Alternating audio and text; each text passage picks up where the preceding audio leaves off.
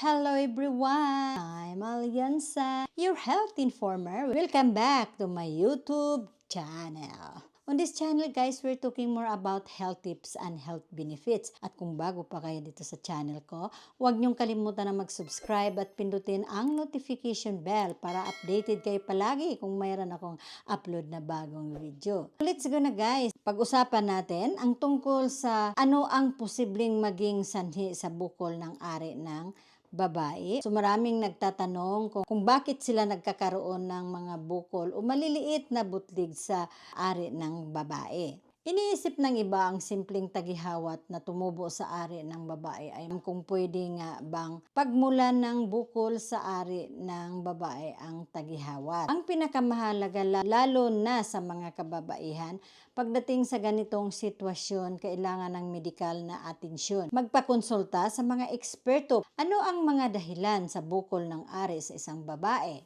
Number 1, ang pag-aahit at pag-wax ng pubic hair sa ari at pwedeng magresulta sa pagkakaroon ng maliliit na bukol sa ari. Huwag lang kamutin at galawin para maiwasan ang infeksyon, lalo pag namumula. Lalo pag mahaba ang kuko mo, magkaka-infeksyon. Maaring makaranas ng hindi pangkaraniwang pagdurugo or discharge, pangangati sa ari, masakit at mahapdi na pag-ihi at pamamaga ng isang babae na may kanser sa ari. So, ang kanser sa ari ay hindi pangkaraniwan na pwedeng mabuo ang bukol dahil sa sobrang pagdevelop ng mga cancerous cell sa lining ng skin cells sa ari ng babae. Ang pagkakaroon ng vaginal warts at genital herpes ay sanhi ng dulot ng HPV or human papillomavirus.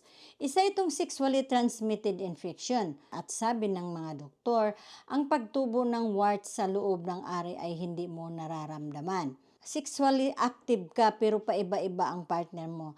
Yan ang kadalasan na makakaroon ka ng mga sexually transmitted infection. Mga spots ay tinatawag ding sebaceous glands na mayroong maliliit na kulay puti, maninilaw na bukol sa loob ng vulva. At mawawala habang tumatanda at hindi ito gaanong nakakabahala at masakit. Ang vaginal skin tags naman ay maaari ring tawagin ng vaginal polyps na tumutubo sa balat at hindi nangangailangan ng treatment. Pero pag magdudulot ng pananakit at may kasamang pagdurugo, kailangang magpakonsulta ka sa doktor para sa medical attention. Ang mostly na apektuhan nito ay yung mga babaeng menopause. Maranasan ang pangangati, mahapdi at masakit na pag-ihi at pakikipag-sex at pagkaroon ng paltos at pagdurugo. The next one is mayroong vaginal cyst. Ang vaginal cyst or genital cyst ay nagtataglay ng nana, habang ang iba naman ay mayroong hangin or scar tissue. Ang ibang cyst ay walang symptoms pero may pagkakataon na pwedeng lumaki at magdulot ng kirot at pananakit. Maraming klaseng cyst sa ari ng babae. Bartholin cyst, bukol na nasa bahagi ng bukana ng ari ng babae. Vaginal inclusion cyst, mga bukol sanhi ng trauma ng vaginal wall, katulad ng panganganak. Endometriosis cyst, ang mga bukol na tissue at namumuong maliliit na cyst sa ari ng babae. Gartner's duct cyst, ang bukol na ito ay kadalasang nabubuo habang ikaw ay buntis. Maraming dahilan na pagkakaroon ng bukol sa ari ng babae, kaya ugaliin magpa-check up regularly sa doktor upang mapangalagaan ang ari ng kababaihan. Para maagapan kung anong komplikasyon at magkaroon ng wastong treatment kung may mga sakit at kondisyon na dapat gamutin. Kasi lagi kong sinasabi, prevention is better than cure. Remember guys, health is wealth.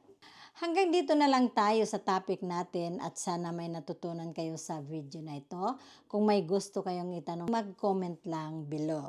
At kung bago naman kayo dito sa channel ko, huwag niyong kalimutan na mag-subscribe at pindutin ang notification bell para updated kayo palagi kung mayroon akong upload na bagong video. Huwag niyo rin kalimutan i-share ang mga video kong ito para maihatid natin sa ibang kababaihan ang mga dapat kong ipaabot sa kanila. Hindi ako magsasawang Pasalamat sa lahat ng mga subscribers, non-subscribers, lalo na sa mga silent viewers. Maraming salamat po sa lahat ng suportan nyo dito sa channel ko. Pagpalain po kayo lahat. May God bless us. Thank you for watching!